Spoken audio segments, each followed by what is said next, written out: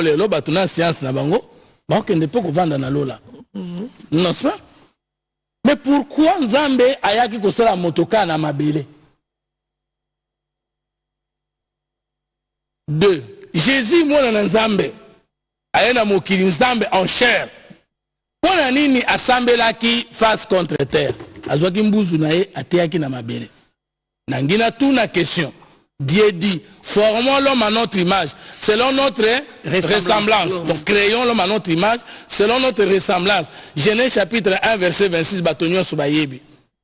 Qu'il domine sur les oiseaux du ciel, sur les poissons de la mer, sur toutes les bêtes reptiles qui rampent sur la terre et sur tout ce qui est en mouvement sur la terre. À toutes nos questions. D'après Nzambe, Dieu lui-même, parce qu'Adam n'est pas son nom. Adam et Ali Nangokaka, titre le kolo basoso, batu, banyama. Parce que kombo nini na concept Nzambe a chaki mutu. Comme Sangai na Genèse chapitre 5, Dieu les appela du nom de l'homme. Non. Wana ezali révélation te. Mais tant wache moto alobi nazo chayo wana po okonza lola. Okonza mai, okonza mokili, penyo seza kati na yango. Na koyebisa oke komba liboso Nzambe apesaki moto ezali mokolo mabele. Ok. Mokolo mabele. Na kikongo nini? Fumuntoto. Fumuntoto la sa mokolo mabele? Aboye bango te. Eza kombo non commun Nzambe apesa na moto asala. Mutu nyonso soko yebika ko salema na komba Nzambe. Na miso ya Nzambe abenga kayo fumuntoto.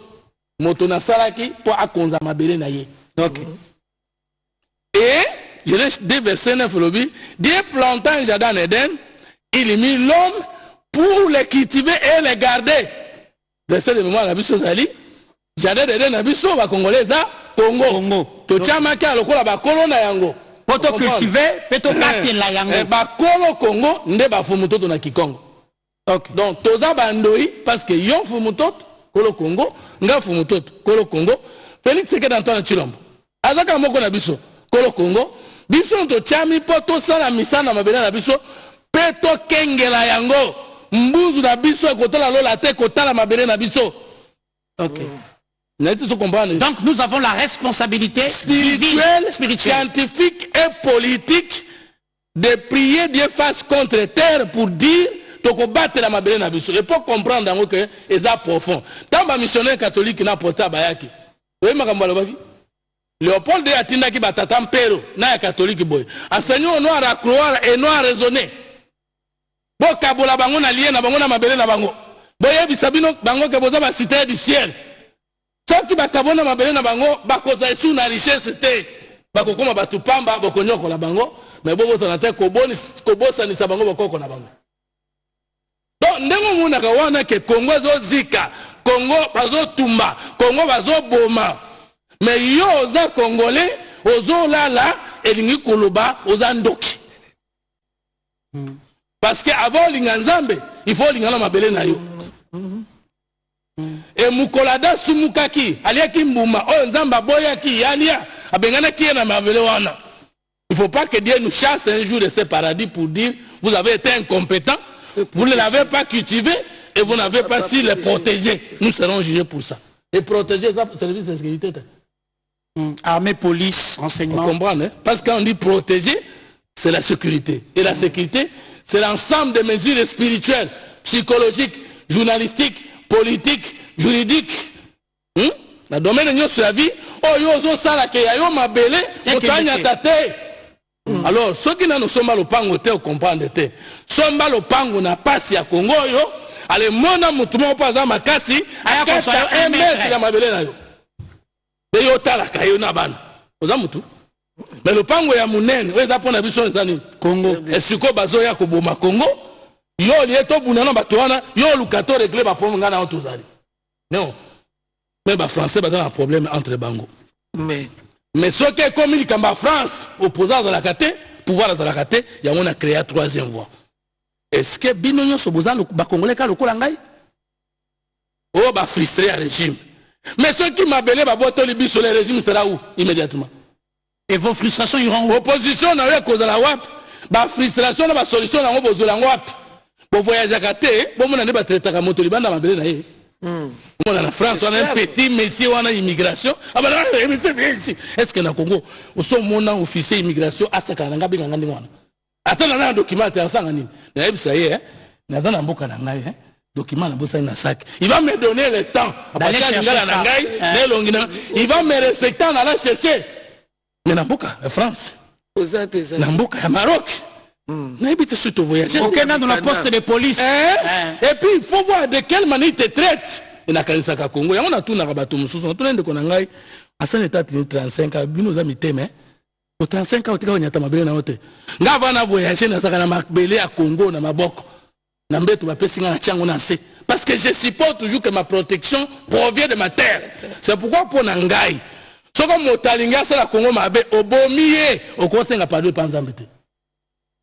C'est-à-dire pardon aux automatiques. Quand on touche à ma terre, je te tue, je ne demande pas pardon à Dieu parce que Dieu va dire il a tué pour protéger sa terre. Voilà, selon yo. La Bible dit ça. Bana Israël babomaka. Abraham abomaka, mutu nyonso 100 000 ans babomata basaka na mabele na ye. Na tikala ko yokata mutu moko parce que mabele le kimolimo na yo. Outaki na mabele, okozonga na mabele. Na expliquer yo que mutu za malamu lokola mabele zate. Boko l'extrait na bino likolo na ye akosilikate mabele nakosi ba très nyos otonga immeuble non 50 étages soko ponaki na ba ingénieur bien mabele kombema yango olekisami tukana yo ba wese na yo ba salite na yo et pas ozela yo po acha nzoto na wana kati na ye yo saka na mabele omoni ba yemanze moko ba théâtre sangwema likamba mabele yo na ya yo ngai na yanga likamba mabele. Alors, tikangai zoanyoso, ne tikiranga mabele na parce que na mabele na kolona, na mabele na kobuka, na mabele na kotonga, pe na mabele na kotikira bana. Ya umo na Congolais zoba, azwa kambongo, mundela pesi mbongo, ya pesi mabele. Bakabaka mabele te. Bakabaka mabele te. Alors, résumé na ngai zela kitoyeba. Est-ce que accord yo Tshisekedi akabaki mabele, soki Tshisekedi akabi mabele to longwani to beba na eka sikoyo. Mabele kabano tambonga Congo to ko récupérer nakosi mais soko kabeli biso mabele romande ko balobaki Tshisekedi ateki mboka bazoke na biso ngaka musu pourquoi bazolenga kolakisa biso te verset ya accord eteki mboka oui accord ko na ba faiblesse mais bala kisa biso esike eteki mboka esike eteki bonsomi na biso pe esike eteki bomengo na biso to mona parce que régime na mboka eloko leki makasi eza mboka yango siko na koya na place à Konops ndenge mama lobaki mais na zuika place moko porte to dans mokuse.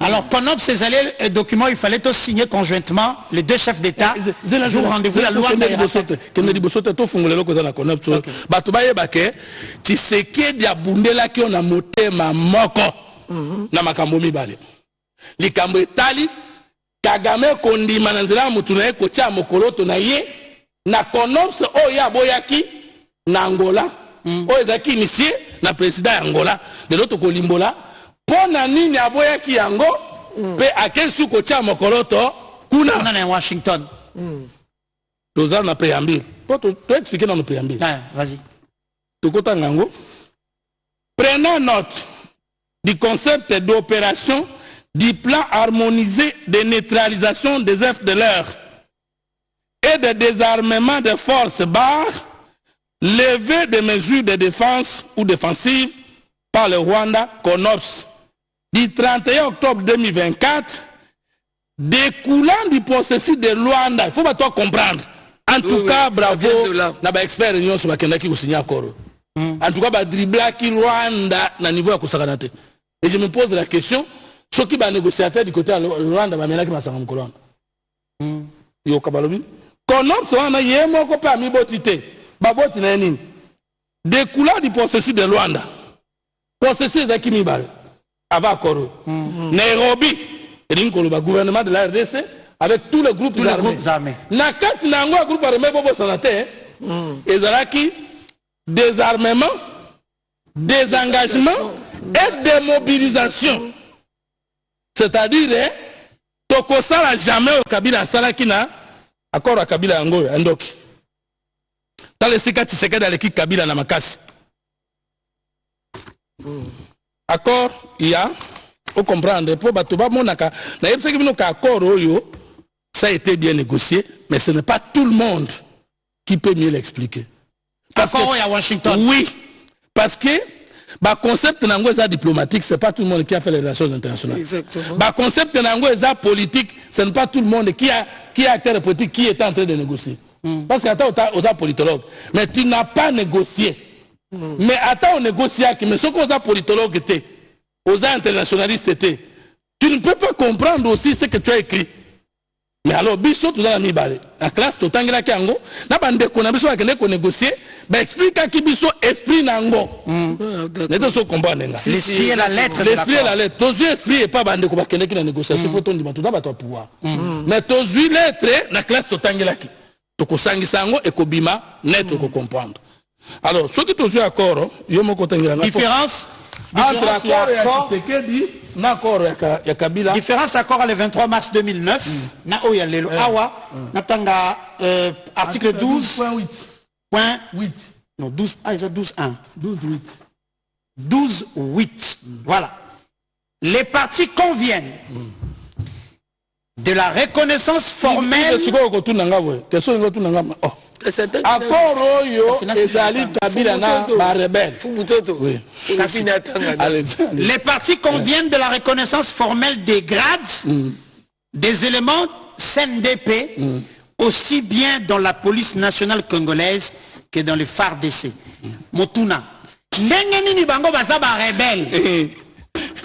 Basa la formation na cursus militaire na bisoté. Mais ce jour-là, le 23 mars 2009, bisoto ndimaka, bango bakota na armée, na ba péto ba mi pesi sika ba outi, péto validé ango. Bakisa. Bango bazaki nde ba soda baza na zamba ba obundisa gouvernement. Tant on y bazwa kita ko former batu na bango ba koma ba policier, po bakota pe na ba grade na bango na police. Ba même grade ba mi pesa ki na zamba. Donc, obakisimo, c'est-à-dire Makenga Vandi Boye, alobi Yves, je te bombarde, général chef d'état-major, lieutenant général. Yokuna colonel, Yokuna, bango moko, bayena lycéa, bato toyebi ba kombote, toyebi ba tatate, toyebi ba mamate, toyebi classe batangate, bayemba la moko na liste Makenga a pesi. Maintenant, quel dit l'accord de Washington à ce sujet? Pour n'étaler accord au Tshisekedi à négocier pour na yo, yoka différence entre Kolomboka. Mwana mboka na mopaya na lobaka boye. Okotuna ngai akoro na oyo eza eloko moko parce que na akoro oyo Kagame ndimike bitumba nyonso pendant 30 ans oyo ezoleka na este yenda abundaka na Congo. C'est que ba rébellion nyonso na CNDP eza ya Kagame. Donc Kabila ndona ces grades militaires ici de Rwandais na Congo akotaki nde Kagame mobimba na ba institution. Yoka différence. Kasi yoka ya Tshisekedi na CONOPS. CONOPS c'est Robinine. CONOPS c'est Robinine abiso dans la biloko mibale. Plein neutralisation des œuvres de l'air. Deux, tout ça dit na désengagement de force na intégration pesa na kati. Toyoka siko point D ya accord. O Tshisekedi a pu négocier na compte notre comparer siko Tshisekedi na Kabila na lingio intégration. Yo mon kotanga. Tango tout dans des processus. C'est ça que les électeurs vont foutre la rencontre dans d'autres pays. Hein. Bon, désengagement.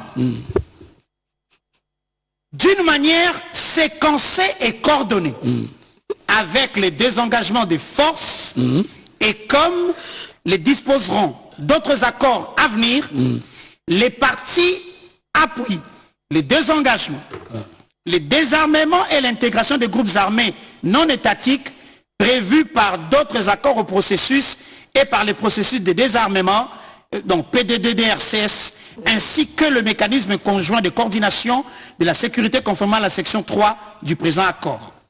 D'accord. Bokoloba mingi awa na accord balobi que Paul Ikambo ici lati koko na suka, il n'y a pas que cet accord, il y a d'autres accords qui seront signés. Pourquoi qu'on vend Daniel Bosse d'après accord par exemple. Parce que vous vous accord, est-ce que vous comprenez d'autres accords à venir? Il y a un accord de droit qu'on attend. Doha est en cours. Il y a un accord entre les RDC et les États-Unis que nous attendons. Il y a l'accord entre les Rwanda et les États-Unis parce que les États-Unis sont un médiateur. Tant que lobby que des présidents de Bisoba Kokende. Tanga kosona président Rwanda accord ba ko-signer bango mibale et ko pekisa pe ko attaquer na Congo. Accord peut to ko-signer na ye et ko tinda biso pe to yokana na Rwanda. Plus accord peut to signer les États-Unis. Plus les accords que nous pourrons signer avec les Rwandais prévus ici. Balobake pa na biso soki muto avande a terminer te balobaka ta za mokuse ta muso mona côté ma colonialité. Est-ce que ceux qui n'aiment pas Tshisekedi et qui pensent que Tshisekedi a kende kosala mabe bakokaki kozala te base la corpus ya bakoro nyonso soki esili bayeba nde mwana mboka bundeli mboka. Exactement. Wana nga mutu na lutte eza accord. D'autres accords à venir. Kita siko kuzwa intégration te ka différence. Intégration conditionnelle dans les forces de sécurité. Contrairement, il y a accord, il y a le 23 mars 2009. Il y a Kabila et Zali. Voilà. Accord accord de Washington. Yoka. Intégration conditionnelle dans les forces de sécurité. Toute réintégration éventuelle des combattants dans les forces armées de la République et la police nationale s'effectue de manière rigoureuse, individualisé et conditionnel au cas par cas.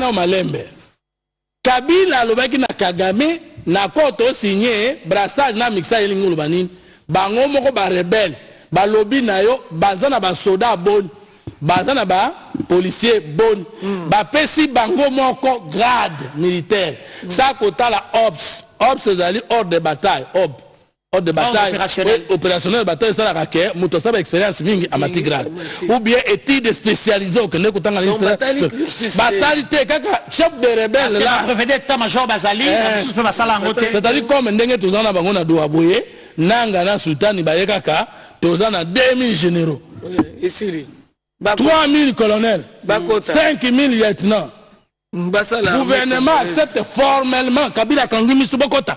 Est-ce que Kabila Bomar met à mon côté? Comment Koki Kolobaka Zozonge Lambo Kanae, ou Yatika Kina Kimi Zotambola, tu sais qu'elle a commencé à Kanango. Désarmement. Congolais, au télémité sur Vandinin. Tant on m'a dit, on est au Kenya, le pango bête la Toloana, on regrettait. Yoka Moto avec 18 ans.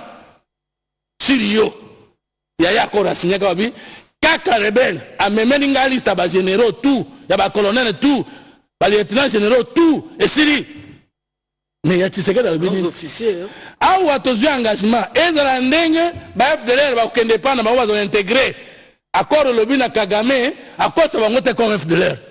Les marqués, c'est que d'abord, va compter comme structure. Parce que brassage, n'a mis ça et outaka, rebelle n'a structure, n'est mobimba, côté, c'est un mobimba, et comme parti politique, côté mobimba. Ils vont constituer une force AFC 123 Bakokota est soutenu comme structure. Ce qui est au Bango.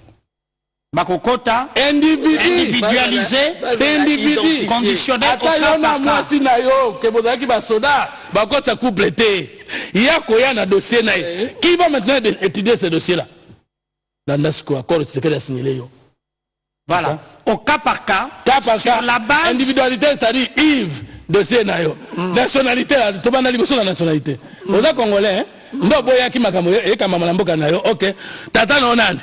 Mama no nani? Obota mawapi? Ba collègue no nani? OK. Siko tango ya wana na sengerere. Yo sengerere papa no memerere. Tata no rararara. On est dans le congolais. Tout appelle ngina yo, le poso lokola nguba. Siko to sani. Au cas par cas, c'est mtoto longola nano ngara kuzana wana na kutindika yona. Yo donc okota ina mboka ngana makasi. Pe bominga lisusu. Ale na mi. Oyeka kora tsekedi. Au cas par cas, sur la base des critères clairs, y compris l'aptitude physique et morale. Bakoloba nini tokoke na constitution, critères clairs. Il y a cause à la soda et comme un article 197, 196, la police 198. Kuna, ce qui t'a dit, c'est le général, c'est le général, c'est le général. Ngerere général, bino combien 50 généraux, Bouti na Sankou trop vite. Balobaki na constitution na biso. Même pour la bataille de grande militaire, il faut tenir compte de représentativité provinciale. Mais entre-temps, la nuance c'est que Montognon sont comme Monezana na Kati, aza pas forcément étranger. Ça c'est une précision. On a sens que rwandais. Parce que dur katombe dans la bandundu non ba kombo ya air na bandundu. Est-ce que bato bandundu baza tapembe na Rwanda? Merci pour les détails. Donc vous comprenez kaka mais ba kombo na kaka tant automoni kombo problème et longi problème papa na maman peut problème. Aussi et longi ezali critère te à déterminer origine ya moto. Oui, wana tokozongela ngo à partir de maman ou maman na ona papa na otoyebi bango te. Ba collègue no peut toyebi nango tsolo bi kola ki na France, tata na mama ba kende ki na France mais ba kokoloko na ba ki na France te quand même. Ba congolais ba bando ki na 60 après 1950 quand même. Vous voulez me dire que vos parents étaient en France na 1800. Bon, c'est pas un problème. Bon, bon voilà, toujours je te le dis, au cas par cas, sur la base de critères clairs, y compris l'aptitude physique et morale. Donc on li bumuna yo munene boye. Au salaki formation nini mulai no boye au commune déjà 90 ans qui général yango bima ki combien école tanga ki wapi cursus nayo wana aptitude physique c'est-à-dire nzoto na yo répondre sur attends zaki congolais mais total nzoto na yo armée autorisée sur dans la vestiste te yo okoya réinsérer mais okokota na masolo te kita en particulier le respect de l'absence des violations graves du droit international humanitaire et la loyauté envers l'État. Maman vivant, yo kundaki ba maman na makobola, na kasika, na mwenga, et crime contre l'humanité. C'est quand wana, okota c'est-à-dire que pas tout le monde qui doit être intégré. Kabila zipa qui met son agnon soana. Kita. Et balobi loyauté envers l'État et ses institutions. Loyauté envers l'État et ses institutions. Est-ce que tu as été loyal vis-à-vis de l'État?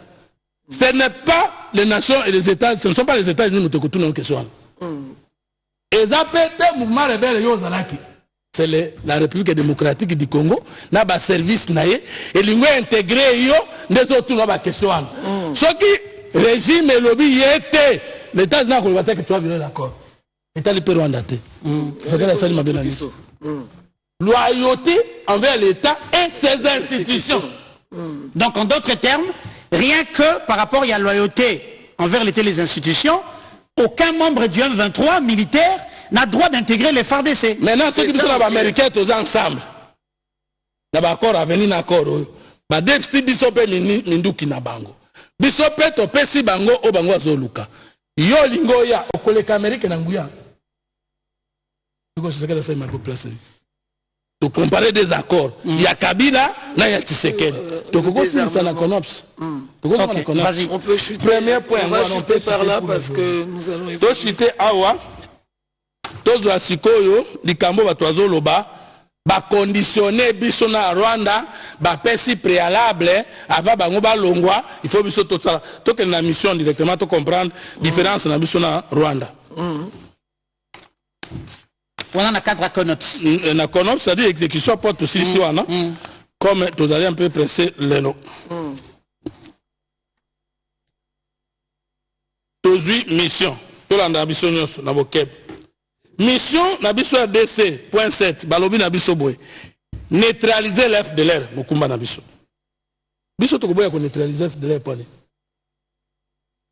Si est seulement si Bazali, qui ne le lot. Sauf que Bazali Toboya neutraliser, Bango Ponani. To gagner Nini. Parce que Babo Mabe Bisomoko. 2. Favoriser les rapatriements des membres d'FDLR au Rwanda. Toboya Ponani. Toto Moni Bango. Toboya Ponani.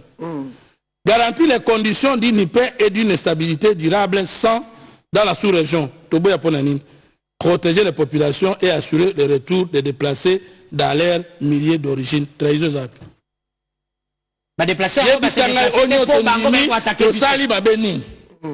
mais yoka Rwanda. Rwanda balobi na eboye. Pona Rwanda. Yé akosala nini? Rwanda. Désengagement de force. Alors on a un soldat na minduki neza na Congo. Nous perdons quoi? Rien à traiter biso place ni. Biso de kimia Rwanda. Alors on a une mesure de défense naie à tiaki ont provoqué sécurité na biso. Assurer l'intégration sociale des ex-combattants FDLR. Rwanda ne qui jamais FDLR soka moni bango fa boma bango bakozonge pa na yete. Awa ndimite. Andimi. On a une tona. Mais batu ba yebite. Pona Rwanda longwe pa na biso condition exacte. Mais pour biso to neutraliser FDLR, to pesa ki ba condition. To ko sala biso mon côté, to ko ya na ba témoin. Na ba facilitateur international, na Rwanda ensemble, ala kisabiso esika bango bazali. Qui a trompé l'autre maintenant? Il est pas l'ongwe pas na biso sans condition, ezo uta na biso. Mais moto azolo bakaza pas na biso, esengeli biso na ye to localiser ye, to identifier ye, to mesurer capacité na ye en aisance na Rwanda ensemble. Na facilitateur, c'est-à-dire moto à Qatar, moto États-Unis, moto Union africaine. Mais entre-temps, et si comme FDLR baza censé entre guillemets kozala soki bazali, ezali terrain oyo Rwanda zali ko contrôler nanzela ba M23. Yoka siko est dans la phase 1 préparation. Analyser le niveau de la menace proposée par l'FDLR au Rwanda. Yo zolo ba keba soutenir FDLR abu nisangai. Betaka o licence colonie. Azoka localité pas na bino mkoloni a utaki na direction ambo parce que soko lobi arme ezwaki na ndako nanga ba expert na armement ba ko calculer ba ko yeba arme utaki na direction à Brazzaville to utaki na direction ya Angola.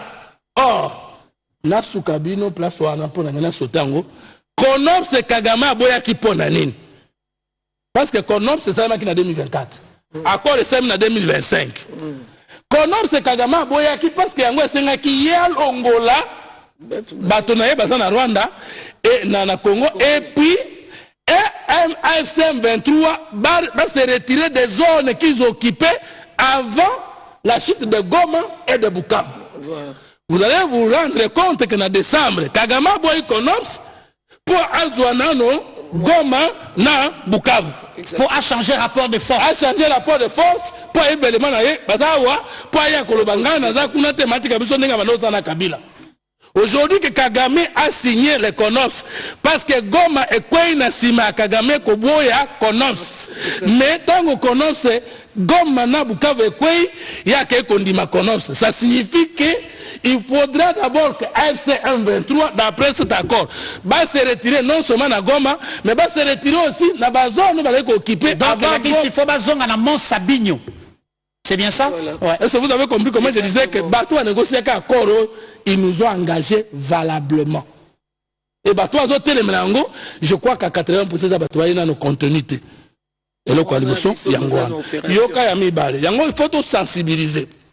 Avec tout ça, les moyens. Parce qu'à tout ça, on va moins moko. Donc, Mbokandi d'abord. Briefing sur le déroulement des activités. Localisation des FDLR et leur équipement. Rwanda lobi kaza menace pona yo la kisa biso be effet négatif na ya par le Congo na mboka na yo ya bisa biso tanga bondaka côté à Rwanda zoka localité nini pe ba arme nini ye asimbaka.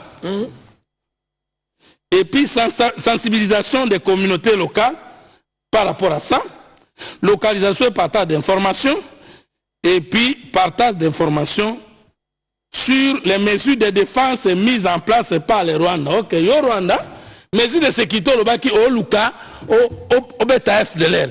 Or, ande to moni FDLR beta mundu ki moko te pana. Siko mundu ki amneno cha direction ya Congo yeta ni. So on le beta licence abeta ki aka. Yo che yana ndengeni. Disproportion. Disproportion. Est-ce que vous avez compris? Ah, territion à Rwanda, nana kosa miao. Yé pas l'ongwe pas na biso sans condition nous associons. Mais yo, on a pas cet exemple pas wana comprendre suki ça. Yo ozo luka moibi aiba kibiloko na yo. Ozo kanisaze pa na nganga mutu no tinda ye.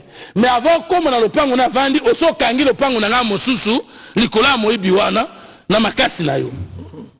No comme pa na ngai olobi na ngai esengelo bimisa moibi. Na lobi awa nga na vandi na lopango na ngai na veni aka azati. Mais toke notala na lopango eza na avenue B. Mais yondo zwa avenue wana na lopango wana na makasi.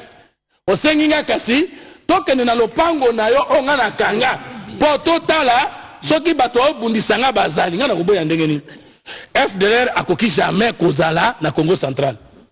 Akocha pe makolo na Sankuru te. Akoki pe kozala na Équateur te. Si faut bazala bazawa na nord et sud Kivu. Nani azo diriger nord et sud Kivu lelo.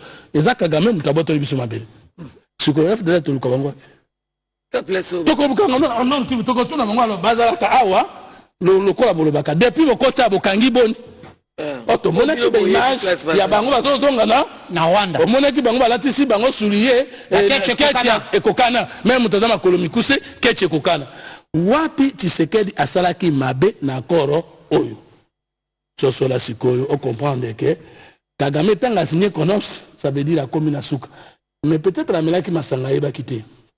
Mais tant que zongi nanda kubatali bien dasiki. Parce qu'on peut pas comprendre aussi ça qu'on a moninga. Il y a vendu nye. Donc on a qu'à des personnes qui parlent. Les officiels américains qui disent oh ya koto s'attaque au monde. Na les officiels rwandais qui réagissent. Tu sais que na biso to vandi ka kinye. Biso to za ko expliquer encore. Bangonde bazo sa rapport de presse. Alors na ngina luba boy. Batu msuwa lobite Kagama de la mayele mingi aleki biso. Na tu na bino boy. Joueur ya munene asilangala na terrain to libanda terrain. Betaka baninga kwa kwa makamnene na terrain. Messi, Ronaldo, Chakombo. Bongo nana sirisa joueur ya munene ngala na terrain. Ezaka joueur ya mukeno. Joueur ya munene asilaka munene na terrain. Joueur ya mukepe akomaka grand joueur pe na terrain kaka. Tozobunda. Merci beaucoup Fumutoto, fidèles téléspectateurs, Ndenge Tolobaka, opération Anna Obisoto Banda depuis le 28 Tolobi, le 28 juin évidemment Ezali, Kabola accord, Petanga accord, Bisika Oyo, Ezali na Kokoso, Ifozongela Congolais Telema, la preuve Fumutoto, expert Nabiso a expliqué Ndenge Penza et Sengeli, Yangwa Tolobaka. Ensemble, ensemble, avant de prendre le deuxième plateau d'invités, appel à l'unité. Appel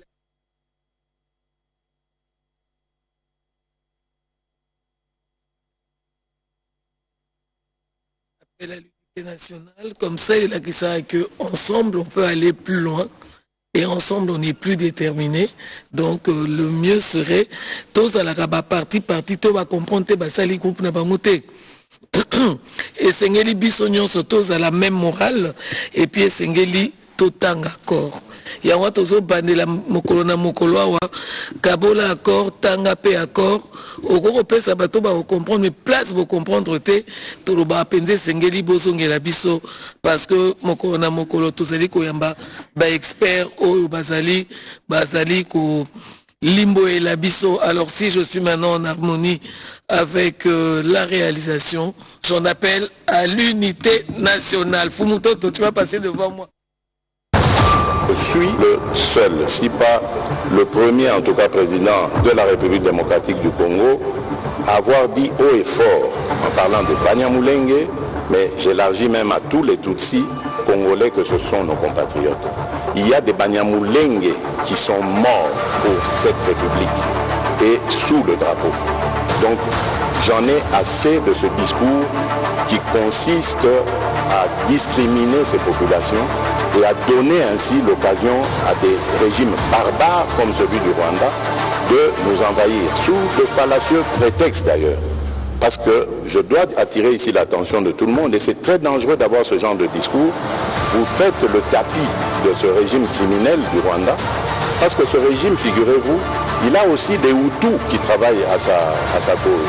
Il a fabriqué et il envoie ces gens traquer, violenter, massacrer les Tutsis pour dire « Ah, vous voyez, les Tutsis sont en danger ». Donc, méfiez-vous, chers compatriotes.